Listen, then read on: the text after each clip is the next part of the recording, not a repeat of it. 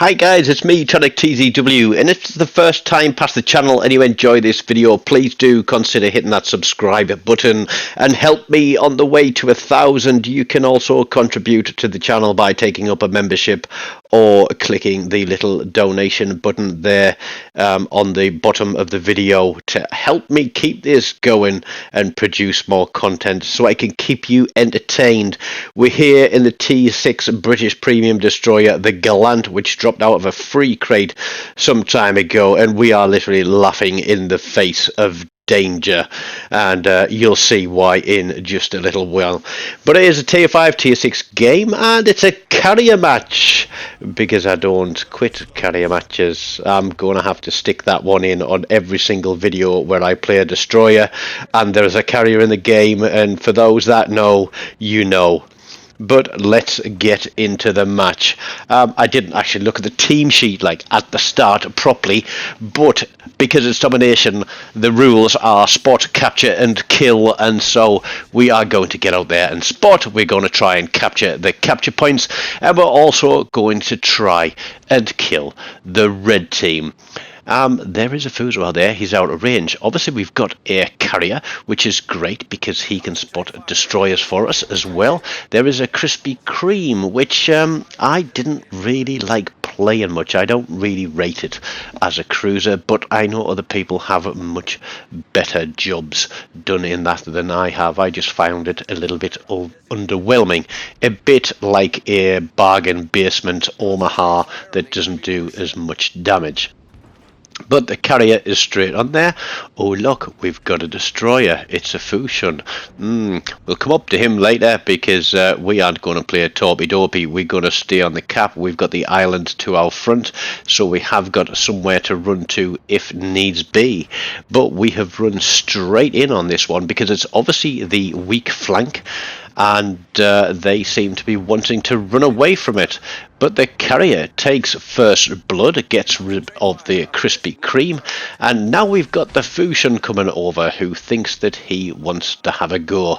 But he's spotted at the moment, and that's not a pleasant thing for him to be. Now, is he going to back up to the corner of the island there? We put a triple salvo of torpedoes across there. Again, if you don't know, British destroyers tend to have single fire torpedoes, so you don't have to fire a full spread, and that means you can save those torpedoes up and fire them individually at targets.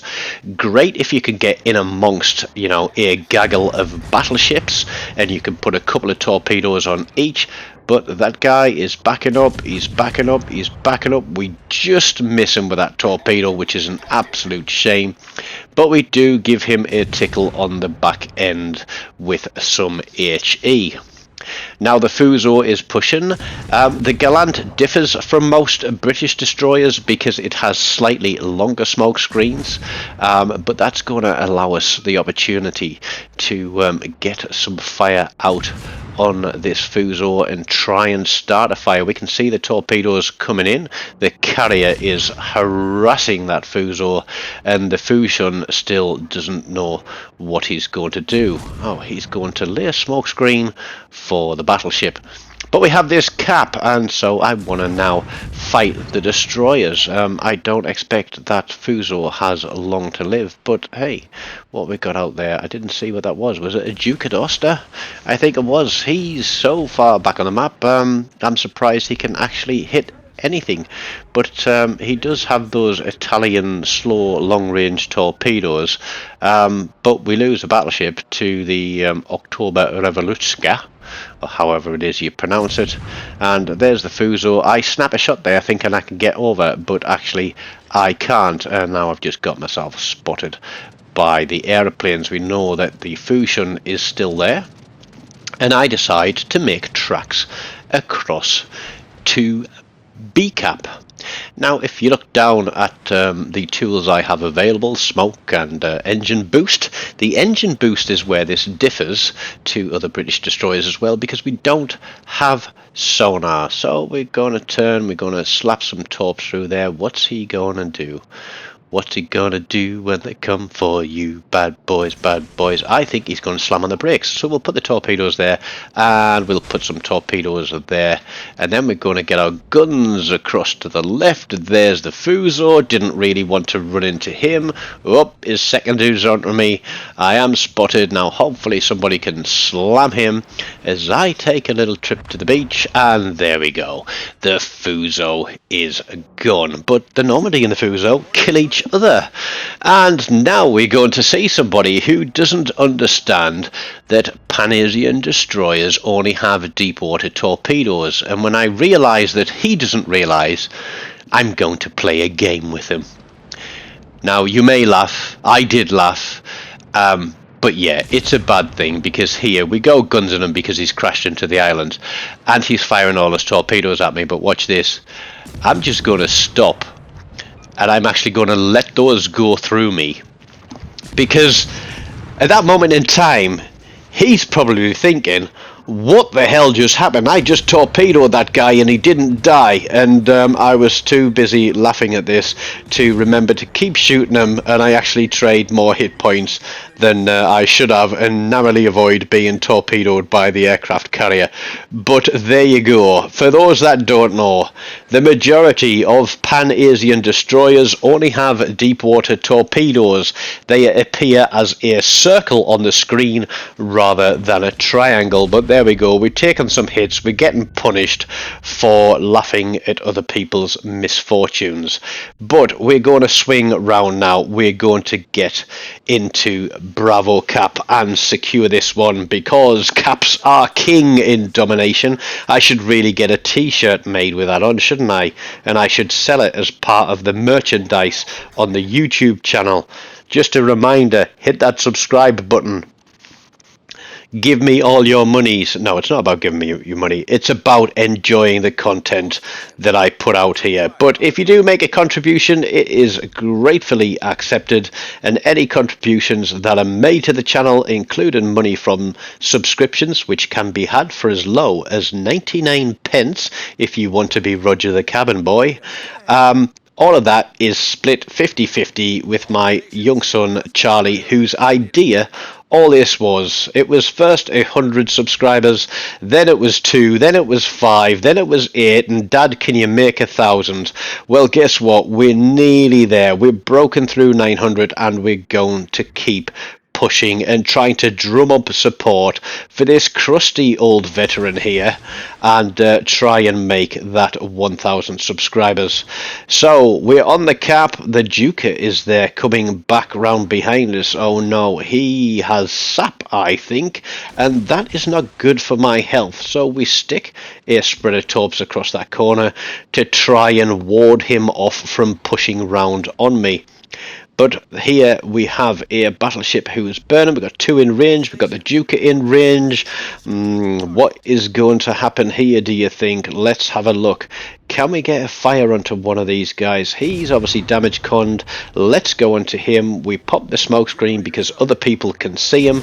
And here we go. Shots on, shots on, shots on. Keep going. We get a kill on the other ship. We're not going to be able to convert this to a double strike because he's got too many hit points left. But we keep firing. Come on, all we need is a fire. Just keep ticking that damage down. Come on. There we go. There's a fire. We know he's damage conned. That is a stick and tick.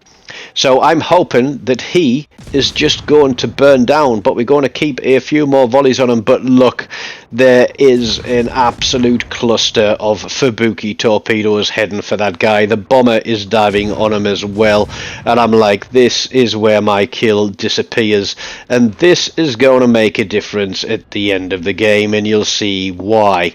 Not only him, but there's somebody else.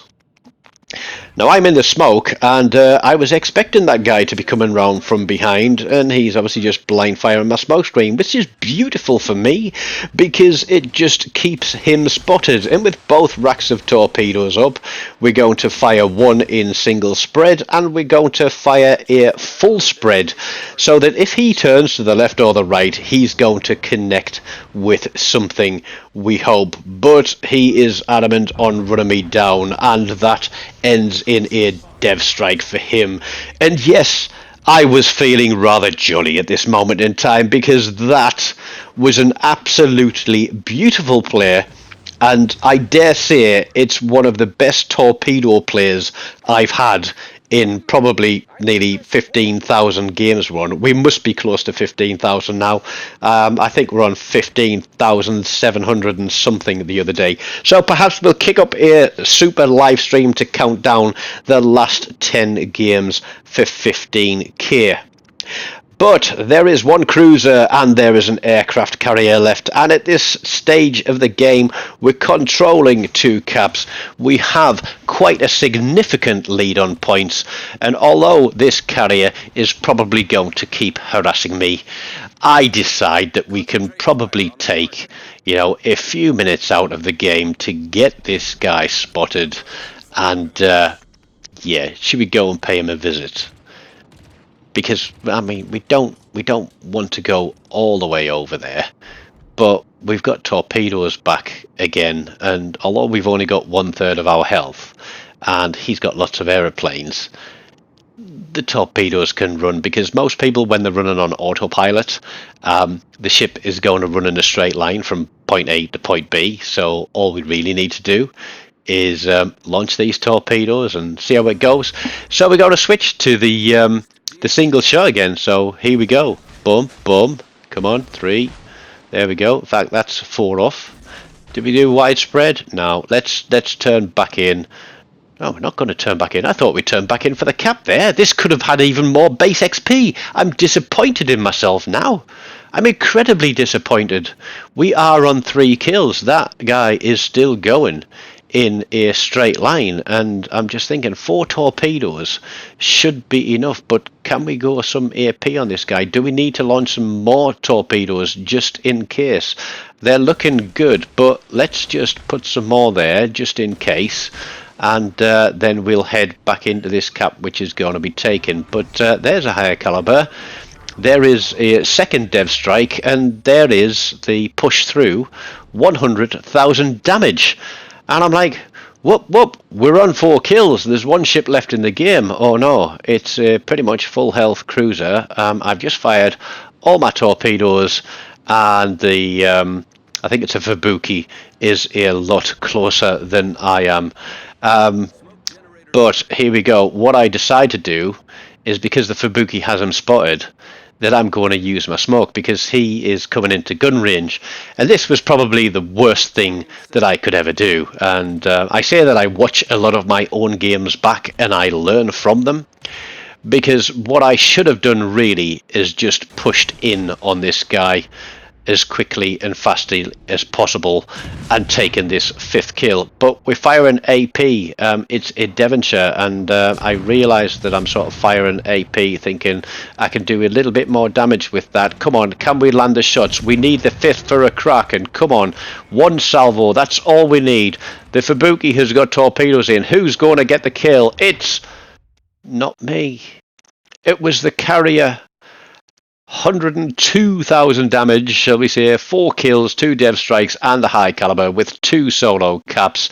That was a pretty fun game to play. Disappointing that we didn't get the big Kraken. Couple of kills there taken away at the last second. But myself and the Fubuki, he was pretty much on 3k himself. A very good game played by the team, thoroughly enjoyable. 3285 base XP is an absolutely solid score, and as I said, I thoroughly enjoyed playing that game. So smash the like button if you enjoyed it. Leave me a comment if you want to ask me any questions about that game, the ship, or the captains and inspirations I'm using. Don't forget to smash that subscribe button as well while you're here. Until next time, take care of yourselves and goodbye.